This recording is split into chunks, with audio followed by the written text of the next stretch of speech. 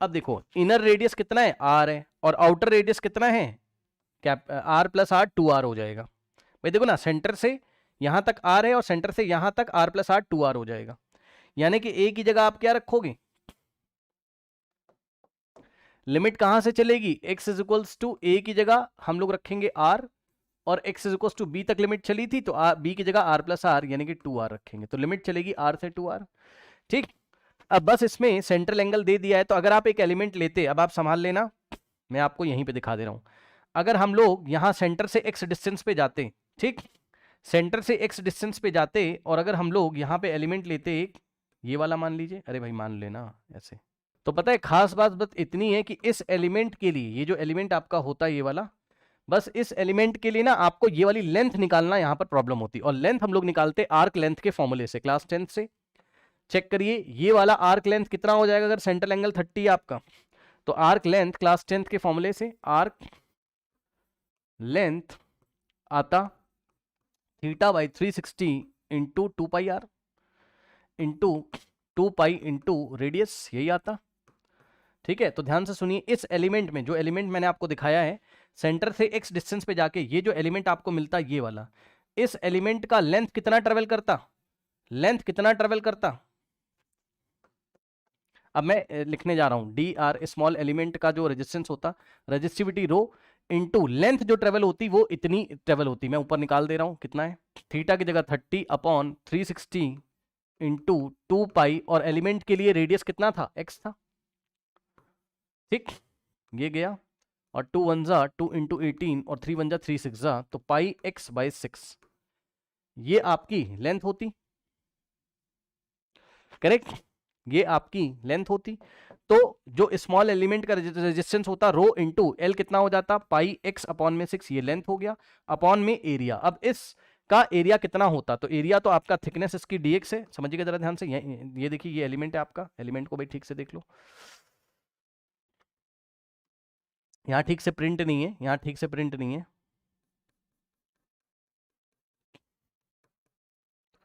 यहाँ ठीक से प्रिंट नहीं है, तो आप यहां से देख सकते हो, आप यहां से देख सकते हो भाई, इस स्ट्रिप का ही तो एरिया निकालते, वहां ठीक से प्रिंटेड नहीं है, यहाँ पे देखो इस स्ट्रिप का एरिया कितना हो जाता,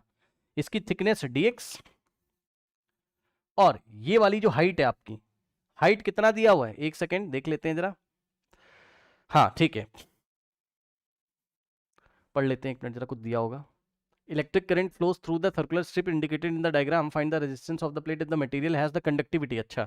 इस बार कंडक्टिविटी हमें दिया हुआ है, तो ध्यान सुनो, कंडक्टिविटी हमें जो दिया है वो 1 अपॉन रजिस्टिविटी होता है, तो रजिस्टिविटी की जगह 1 अपॉन कंडक्टिविटी रखोगे, क्योंकि आपको सिग्मा के टर्म्स में आंसर निकालना पड़ेगा। ठीक, और भी कुछ दिया होगा यार, टी क्या दिया हुआ है, टी क्या है आपका, टी यहाँ कंफ्यूजन है, रुक जाओ मैं बताता हूँ देख के, टी टी थिकनेस है ना, ठीक से इन्होंने नहीं बताया, टी आपके, अच्छा हाँ लिखा तो है यार, एरो लगा तो है, ठीक, ये एरो लगा तो है, ये देखिए यहां से यहां तक टी इसकी थिकनेस है, मतलब ये इसकी जो थिकनेस है वही इस स्ट्रिप की हाइट हो जाएगी, इस स्ट्रिप की हाइट हो जाएगी, बोलो। तो स्ट्रिप को मैं आपको अलग से दिखा रहा हूं, जो सामने से आपका स्ट्रिप दिखाई पड़ रही है ये वाली, है ना, जिस जिस एरिया को, ये वाले एरिया को मैं यहां दिखा रहा हूं, यहां, तो इसकी थिकनेस जो होगी वही इसकी हाइट हो जाएगी, और dx इसकी विड्थ हो जाएगी, तो इसका स्मॉल एरिया स्ट्रिप का कितना आ जाएगा, t इंटू डी एक्स, जहां पे t क्या है, कांस्टेंट है। ठीक, तो एरिया हो जाएगा आपका कितना, t इंटू डी एक्स। ठीक, अब आपको पता है सभी एलिमेंट पैरेलल में होंगे, तो सभी एलिमेंट अगर पैरेलल में होंगे तो हम 1 अपॉन डी आर निकालेंगे, पहले 1 अपॉन डी आर निकालेंगे, तो रेसिप्रोकल होगा इसका, तो हो जाएगा t डी एक्स, और divided by rho into pi x by 6, और 6 हमारा ऊपर जाएगा। ठीक, तो 6 हमारा ऊपर जाएगा, तो हो जाएगा कितना, यहां से 6 into T D x divided bye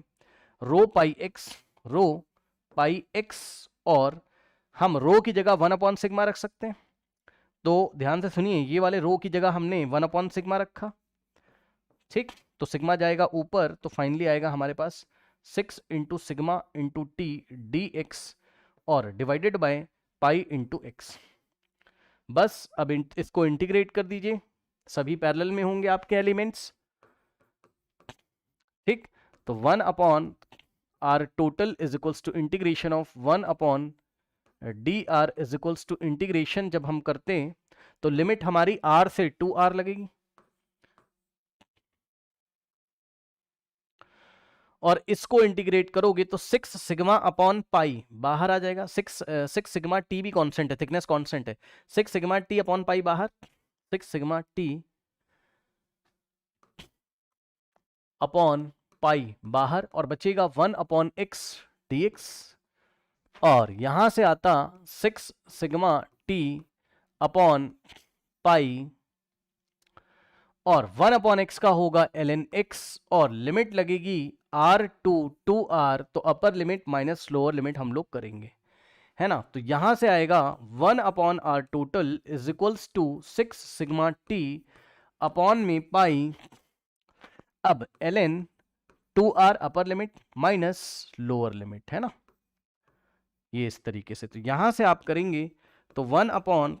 are total 6, ये 6 लिखा है भाई, ये 6 लिखा हुआ है भाई, है ना, 6 सिग्मा टी अपॉन में पाई